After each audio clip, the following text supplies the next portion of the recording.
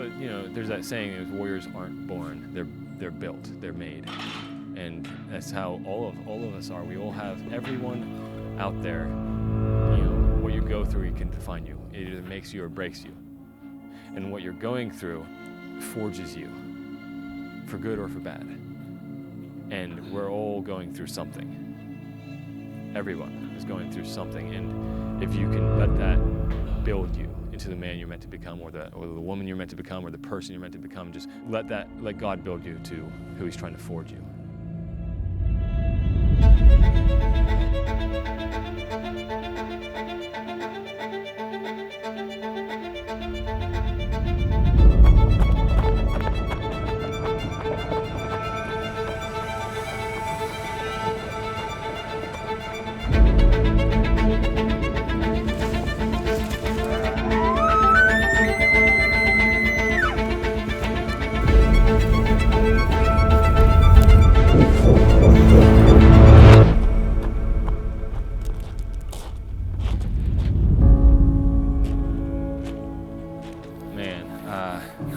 Being out in the outdoors is how I was raised. I don't even remember a day that I without that, if that makes any sense.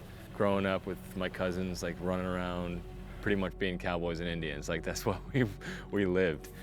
Running around with BB guns, hunting squirrels, shooting birds, and we would cook these things too. We'd have fires and cook them. We'd have camps, and that was our moms would have to track us down.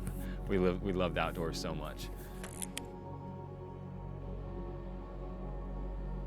There's a couple of times in my life where my dad had work outside of state of Tennessee, and it was in the city, and I wasn't out here in the country, and I noticed it.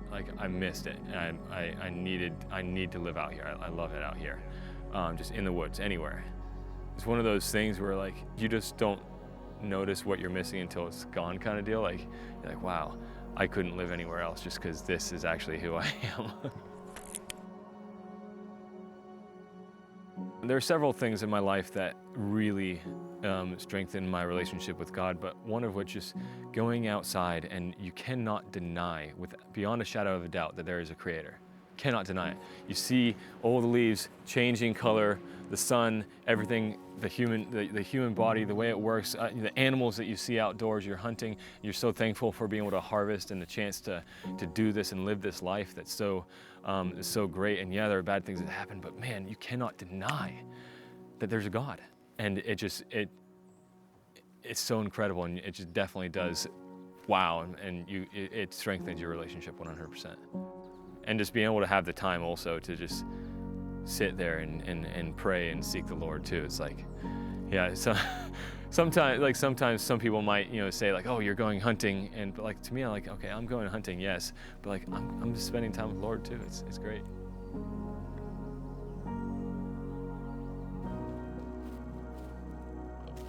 Yeah, I grew up hunting. Life was awesome, had its ups and downs and challenges, and kind of extremely wonderful, wild ride as a child, and as far as life, and loved my family, and they loved us, and it was just the best way to grow up. And then when I was 16, I met this girl, and I was like, dadgum, she's the girl for me. So I had to win her over, and when I turned 18, we got married. It was just a couple months after I turned 18, we got married. So she was 18, I was 18. And then it was just a beautiful 5 weeks. And then 5 weeks later, I got diagnosed with cancer.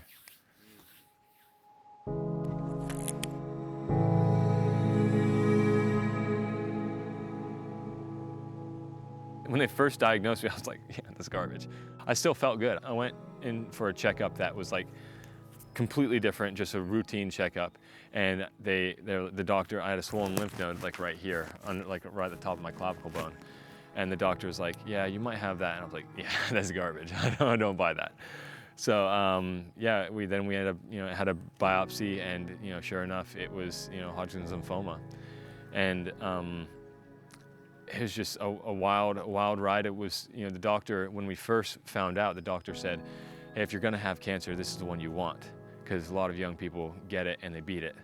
It was extremely aggressive, so and during that time, my wife and I were like, okay, well, if it's extremely like easy to beat for a lot of young people, then let's do the natural route. So we went to Mexico, and I was there with a dozen or so other people, maybe closer to 20, and a lot of them died while we were there. And it went from stage 1 to stage 4 in a matter of months.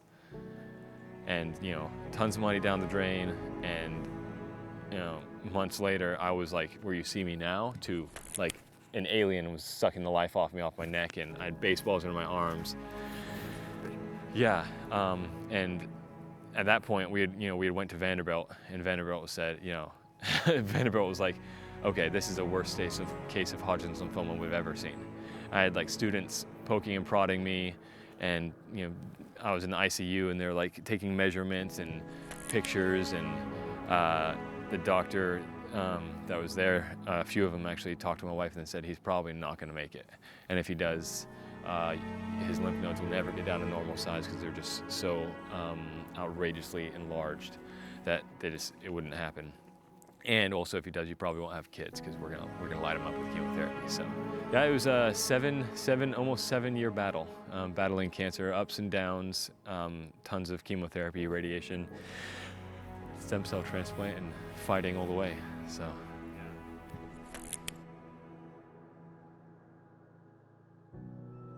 We weren't meant to have our first daughter because I had already had chemotherapy, and I already had cancer, and so we had her. We were trying to have kids for a long time, but the doctor said it was impossible. It was pretty much impossible, and so we were just praying, and we were, you know, found out that we were pregnant for the first time, and we were so excited, overjoyed, and yeah, blessed with a beautiful little girl, and now she's 5, and we actually are blessed with another one on the way. So my whole life is a miracle. Just me being alive, having like my daughter and another kid on the way, and just everything that I've gone through. And the thing is, when I first got the whole beginning stage of cancer, I actually thought to myself, why me? Why me? And then I finally came to the belief, why not me?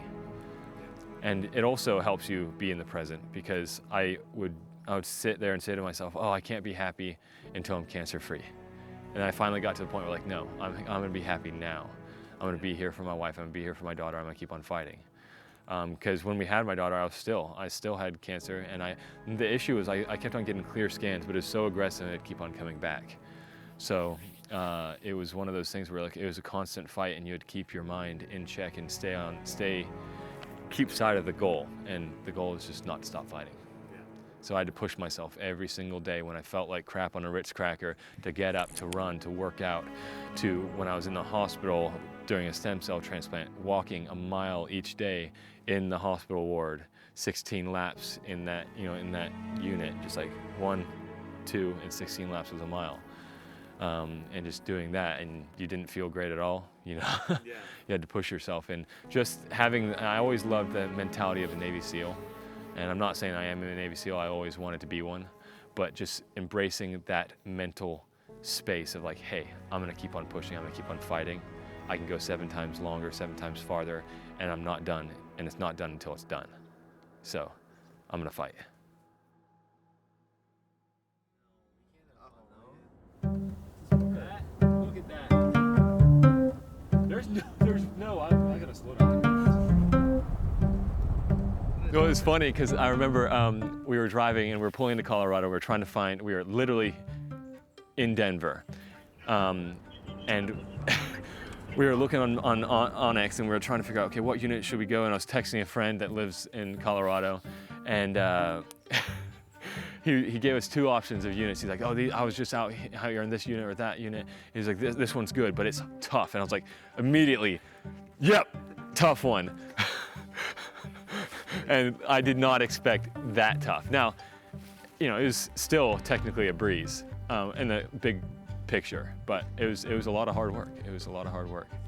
On the first unit 471, we just hiked. We caught bow hike. This bow hiked everywhere, and it was great. We saw mule deer, saw a whole bunch of animals. We actually got up on some elk, didn't necessarily see them. It was dark timber. So Gabe and I are like literally. we left Shepard and Sam in camp, and we got up early. I woke up and Gabe's just standing there, like pretty much filming me from like the booty crack of dawn, just like right there.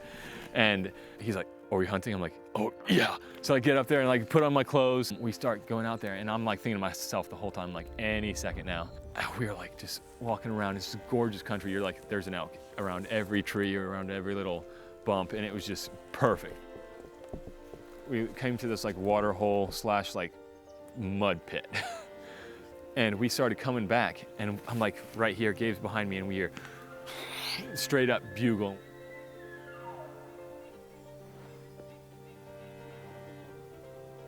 And it was just coming closer and closer, and you know, unfortunately, you learn, right? We weren't experienced enough to be as aggressive as we should have been and just get up closer. We were like, just kind of stay put.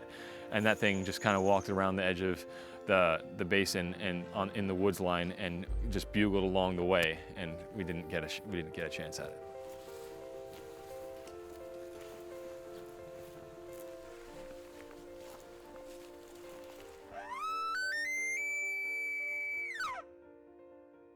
After that, we had gotten some other hunter interference, and we were like, okay, we don't want to be out here our whole time, and went up to Walden, Colorado, Unit 6, right up on the Wyoming border. And this is where the previous years, in prior years, in 2021, I had an opportunity at a cow and a bull. So we went straight back up there. And I was telling the guys the whole way, I was hyping up. I'm like, yeah, we're gonna see stuff. And in my heart, I really didn't believe it, because I didn't really believe elk existed, just because we didn't have that many opportunities. When you're going hunting, you envision what it's gonna be like, and if it's not, sometimes you can get disappointed. So it's nice going in some things and trying not to have as many giant expectations. But we went up there and parked, and it was windy that night, and we like froze our butts off, and we like hooked the tent off, the bivvy, the tarp off the trailer, and like froze our nuts off. It was so cold. And we got up the next morning, and it was windy, and I was like, oh man, this might not be that great, but we're gonna go back in there anyway. So like literally, we're back end of this unit, and like I'd been there before, and it's just like a lot of people overlook it. So that's the last time I was there. I was like, let's hunt smarter than everybody else and not just go deep into this thing. Let's go on the back end, and nobody will hunt this. They just don't think to hunt it. So did the same thing, same exact thing that I did last time in 2021, and we walked it, and it was just a little windier. We bumped up, we came up on some mule deer, just massive. It was awesome. And we were just literally slowly, slowly walking, and the wind was covering up every mistake too. And all of a sudden, I was like, what is that? That looks like an elk. Pulled my binos off, and I'm like, that's an elk. Range find, 60 yards. And Sam and I just get up closer, 39 yards, have just a small little window, pull back, I'm squatting down kinda, and we nailed it.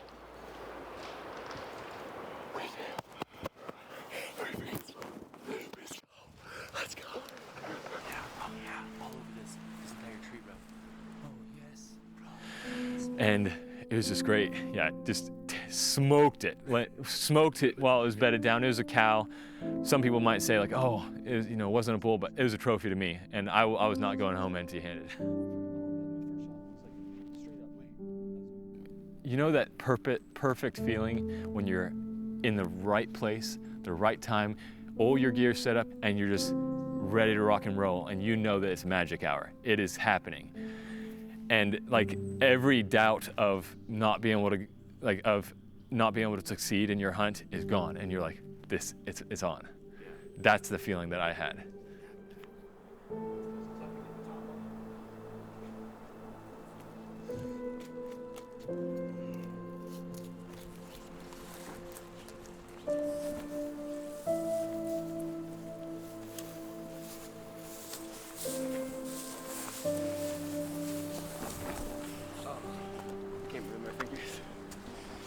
Good job, Shep.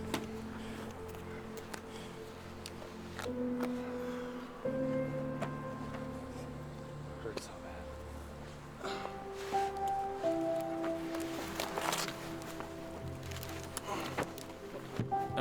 point didn't think I was going to survive, and then being able to push through, and like I would not back then when I was at death's door, I would not think this is where I was going to be now. Being out there to hunt, and it's just so thankful for being able to do that. And God is so good, and just being able to be in God's country and push myself to limits, and that's why I do it. That's why I do it. My wife, my family, my friends loved me when I didn't need to be, when I was uglier in sin and I wasn't doing anything as much. Like, I pushed myself and I worked, but I wasn't like succeeding in life, so to speak. And you could define success, right? But like, they loved me through the worst of it, and they deserve the best of me. That's kind of the way I look at it. Lessons I want to teach people is get out there, learn, fail, get back up, fall down, get back up, have fun, live life, get out and lead an exciting life. It's meant to be an adventure. It's meant to not always be success. You're meant to learn from the falling down, and being patient, being sharing and having like sharing the experience with somebody else. Like, okay, sometimes I don't even care that I'm the one shooting. Just being out there and sharing that experience with like one of my brothers or my dad or a friend, it's great being and doing that, and them being so excited for their first kill. That's awesome. Some people might think of being in the outdoors like farther than from civilization they've ever been, like that's scary. And for some people it can be, but push yourself to be in the unknown, to be in the uncomfortable. So that's what I would say.